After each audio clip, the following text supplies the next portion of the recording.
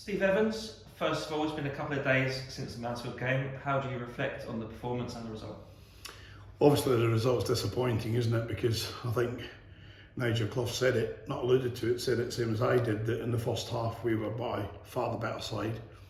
We certainly have, on the basis of looking back at the videos and the DVDs as well, we're certainly 2 penalties short of what we should have been given. They're 2 clear handballs, but it doesn't happen for us. I think in fairness to Mansfield, Nigel's built a good side. They're better than us second half. We have to take Luke Norris off, which we had to change our shape. That stopped our impetus. They got on top, they got the goal. And I think the worry for Nigel, and I think again he said it, is that there was always a worry that we could go and nick a goal, because they were by far the better side at that stage. Whether we could go and nick an equaliser with a couple of threatening situations, but they got the second goal. So I think balance of play, I think a draw if you're neutral, maybe he's right. But I wish him every success. I took a bit of stick throughout the evening, start to finish, but it was, I think it's a sign of the Radford family, particularly John and Callum, and I've just showed you off the copy of the message that Callum and John sent to me yesterday. Very humbling, and I look forward to seeing them in the summer. We're going to have a day together.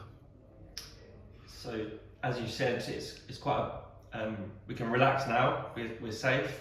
But at the same time, we still want to make sure those performance standards are there. One thing to take from Mansfield is the injuries to Luke Norris and Terence Van Kooten. How are they? Are they okay this week? Yeah, we're hopeful that both will be okay. Obviously, Terence is, in our opinion, the bigger of the problem. But we're also in a situation here as we go towards 2 games that we're safe, that it really should be a bit no risk.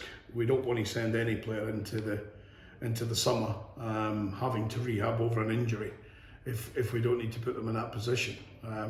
So, you know, we've been back in today, the boys have been back in today.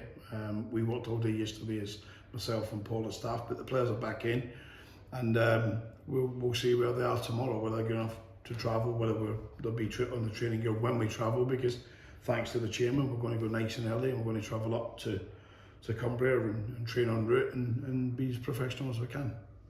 And looking ahead to Saturday, Carlisle are safe as well as us. How do you see us approaching that game in terms of points? Don't really matter at this stage, but it's always good to test yourself. No, I think it's one of those games where it can be an end of season classic, or it can be an end of season dull ache. Fans will relate to that as soon as they listen to these words, if they do.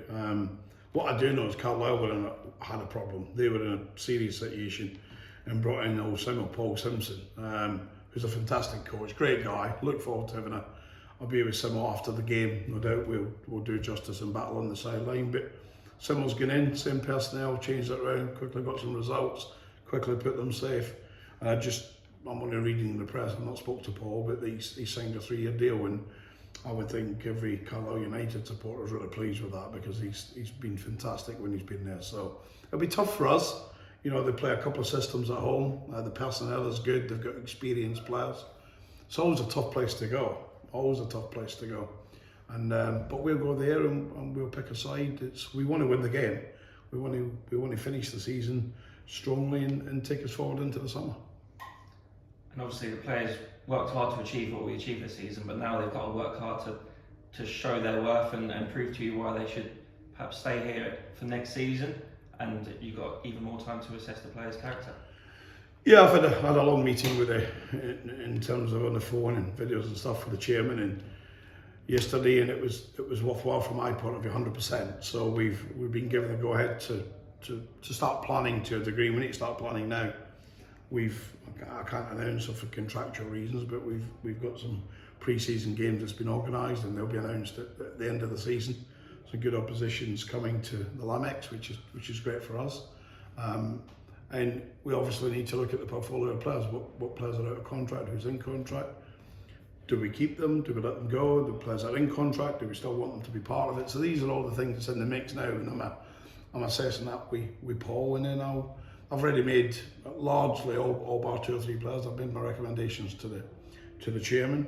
Some might surprise supporters, some might not. But you know, I'm here to ensure as best we can that we're in Mansfield's situation next season at this time, where we're the team that when teams are coming to the Lamex, we want it to be hostile, we want it to be vigorous, we want it to be get off their head when they score a goal as if it's been a World Cup winner, because I've been in charge of teams that's done that. So that's going to be my task, and we'll see where we go over the summer. And have you had that conversation with the chairman? To me, it sounds like you're planning on staying. Yeah, I'm here. I'm going to be here. I think that was clear to the chairman when we sat down back a number of weeks ago when I first came into the football club, that I think we both said, let's get this first objective achieved, and it's been tough. I had a tough spell at Gillingham at the end, and it's been tough for Tiz, who'll remain a friend of mine. We've exchanged messages a few times, and Alex, of course, who I brought onto my staff. So it's been tough for those guys, tough for the players, really tough for the players in the dressing room, because some really good players in there, and for some reasons we've not always got it out the locker, but we're starting to get there now. I think we had for me, a poor performance in 2 halves of football since we've came here, and the rest of the performance would certainly say that squad would be in the top half of the table. But in reality, we're also going to try and freshen up. But this is an exciting, fantastic part of the season, isn't it? All over football. Look at the excitement there's going to be in League One on Saturday. Would I want? I think from my point of view, I'd rather them get promoted by drawing at Gillingham, and Gillingham got a draw and stay up. That would be ideal, because the results weren't great under me at the end. And Neil's done a great job, so if you can see it through and get them up, and Warney worked on that staff for years, he's a great guy. And everyone knows my relationship with Tony Stewart, so that would be good for me. And we have a long trip back for Carlisle. So my number one objective for the day is to win at Carlisle and have a nice trip home, because they're always the nice trips. And then we'll see where we go forward next week. And just quickly, in terms of next season, what can Stevenage supporters expect to see from a Steve Evans Stevenage with time to build a squad? Yeah, well, I listened, like all supporters do. I seen a little bit on social media that my daughter sent me about Steven Gerrard, and he's getting interviewed with Gary Neville, 2 football world-class players for me, and brilliant guys, both of them. And Steven Gerrard said, my job is to improve Aston Villa. So my job is to improve Stevenage Football Club next season, and ensure, like I said, my aims and ambitions are to create a team and a squad of men that can excite your supporters enough and create that feeling coming to the Lamex fighting at the top end of the table. Now, it'll be tough. There's going to be some other big clubs in League 2 next season, depending on who's down, and even clubs coming up. If like the Stockports come up and people like that, it's going to make it, in the Notts counties, they're giants. But I'm confident we'll have them in the mix. We'll have us in the mix for sure.